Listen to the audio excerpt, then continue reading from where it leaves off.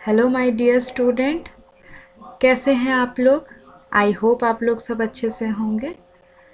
आज मैं आप लोगों को कंप्यूटर के ब्लॉक डायग्राम के बारे में बताना चाहती हूँ। तो चलिए देखते हैं कि कंप्यूटर का ब्लॉक डायग्राम कैसे बनता है। जैसा कि आप इमेज में देख पा रहे होंगे, ये है कंप्यूटर का ब्लॉक डायग्राम। मैंने कंप्यूटर के फंक्शन को एक स्ट्रक्चरल डायग्राम में ड्रॉ किया है। हमारा कंप्यूटर इन्हीं 3 यूनिट्स पे बेस्ड है: input, processing and output. Input unit की मदद से हम कंप्यूटर तक अपने सारे इनपुट मीन्स इंफॉर्मेशन को पहुंचाते हैं।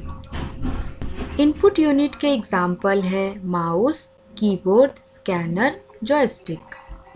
अब हम आते हैं प्रोसेसिंग यूनिट में। प्रोसेसिंग यूनिट से जितना भी प्रोसेसिंग का काम होता है वो किया जाता है। सीपीयू का पूरा नाम सेंट्रल प्रोसेसिंग यूनिट होता है। तो माय डियर स्टूडेंट, आपके माइंड में एक क्वेश्चन अराइज हुआ होगा कि इसे सीपीयू को सेंट्रल प्रोसेसिंग यूनिट ही क्यों कहा जाता है। तो मैं आपको बताती हूँ। सेंट्रल प्रोसेसिंग यूनिट कहने का मेन मोटो होता है क्योंकि ये कंप्यूटर के सेंटर में होता है। इसका काम इनपुट एंड आउटपुट दोनों डिवाइसेस को कनेक्ट करने का काम होता है। अब है ALU और CU। मैंने CPU के साथ ही इन दोनों को भी मर्ज किया है। ALU का फुल फॉर्म होता है अर्थमेटिक लॉजिक यूनिट और CU का कंट्रोल यूनिट।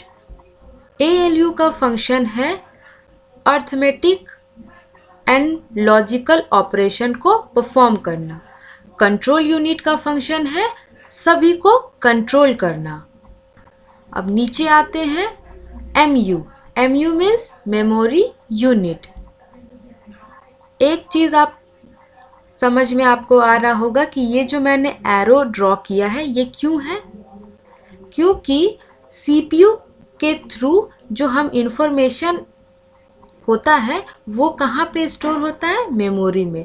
देन मेमोरी से फिर हम इंफॉर्मेशन को निकालते हैं CPU में।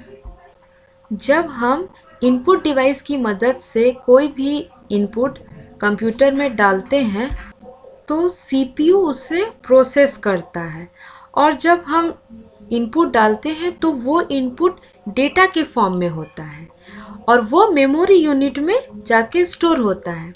देन मेमोरी यूनिट से वो CPU में जाता है। मेमोरी यूनिट में जो इंफॉर्मेशन सेव होता है वो फिर CPU में जाता है। अगर हमने इनपुट डिवाइस की मदद से कोई भी इनपुट दिया है, फॉर एग्ज़ाम्पल अगर वो मैथमेटिकल प्रॉब्लम होगा तो CPU में आते ही वो ALU को दे दिया जाएगा क्योंकि यहाँ पे सभी का काम कैटेगराइज किया गया है। ALU का काम होता है सभी मैथमेटिकल प्रॉब्लम्स को सॉल्व करना। CU का काम होता है उन सभी प्रोसेस को कंट्रोल करना। MU का काम होता है सारे इंफॉर्मेशंस को स्टोर करके रखना। तो ये था वर्किंग प्रोसेसिंग यूनिट का। अब हम आते हैं आउटपुट यूनिट में। Output unit the combination of all output devices. Final जो प्रोसेसिंग के बाद का जो रिजल्ट होता है वो हमें आउटपुट यूनिट की मदद से ही दिखलाई देता है।